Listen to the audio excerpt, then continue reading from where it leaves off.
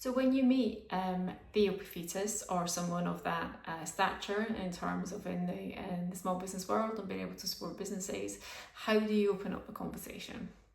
Well, in my instance, I got the chance to meet him a couple of months ago, and I actually opened up the conversation, not talking about the businesses and the wonderful businesses that we were meeting that day, but actually started to talk about pigeons. Yes, pigeons. And do you know what? It was probably the best opening conversation that I was able to have with them. And the reason being, so one, why pigeons? So there was a lot of presentations on stage, and within the hall there happened to be a couple of pigeons that were flying around at the top of the roof. It was a really high sort of ceilinged building.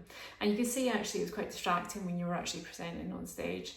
So when it came to the chance for me to open up the conversation, rather than dive straight into what I thought about businesses or, you know, how wonderful, to be fair, he was and the event was, I opened up with the chat about pigeons. And do you know what? It was the best kind of icebreaker and groundbreaker that I could have done. We had a really good two-way kind of conversation, and then we were able to bring others who were around us kind of into that and bless. We were talking about how to humanely get rid of them, because they were quite annoying, and you know, when you're presenting on stage, you had this slight fear at the back of your head that one's going to come and do a bit of business on your head. Maybe lucky, but I don't think in that environment when you're actually presenting.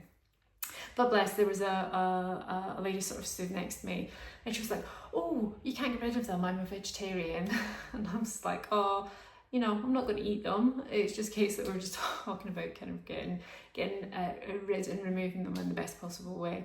To this effect, Theo started to laugh, and it was, as I say, really kind of great, because it really diffused a lot of the maybe the nervous tension, probably that I was having more so than themselves.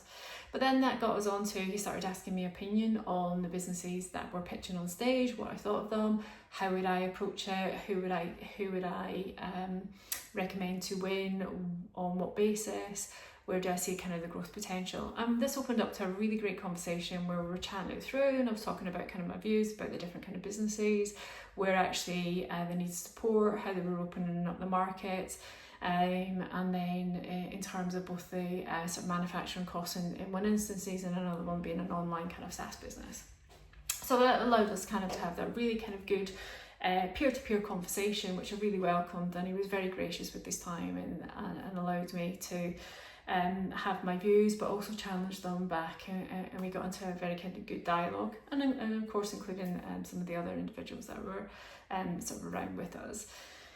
What that then kind of moved on to was a very interesting, more personal kind of conversation, where we were talking a little bit about imposter syndrome, and how sort of grateful and appreciative that he is every day when he kind of goes into his car to travel into his business meetings or respective offices, and how easily still that businesses can struggle, things can get taken away, things change, and you know, that kind of overall operating into an environment where everything's kind of still on your shoulders, you know, that doesn't leave you, especially kind of in the sense of coming from starting out and grafting, that kind of graft never kind of leaves. So it was a really interesting sort of take, and to hear someone that experienced or that successful being openly candid, and then I'll go into that in a little bit more detail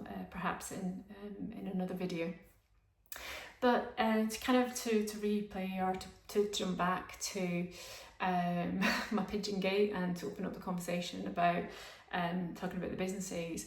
After the kind of the lunch, he went on stage, and he was then saying who had kind of won the different prizes and giving kind of feedback. And what was really interesting when I was listening to him, he was actually relaying quite a lot of what I was sort of feeding back to him, and a lot of kind of my words were being used on stage. So do I feel aggrieved by that I wasn't the one doing that? Not at all. It was just a really wonderful conversation where someone was open to asking questions, open to listening, and then replaying it back and kind of in that environment to support other businesses kind of going through it. So my top tip about when you're networking, and in particular you're looking to break the ice with someone potentially of sort of Theo's kind of success levels, is look for the common ground. Really look for the common ground in terms of the environment that you're in, to open up and steady and break the ice and steady the nerves of both parties, in order to find that space to then be able to feel comfortable to start kind of asking the business questions, and it feeling authentic and feeling kind of natural. So yeah, that's my story of me, Theo Paphitis, and pigeons.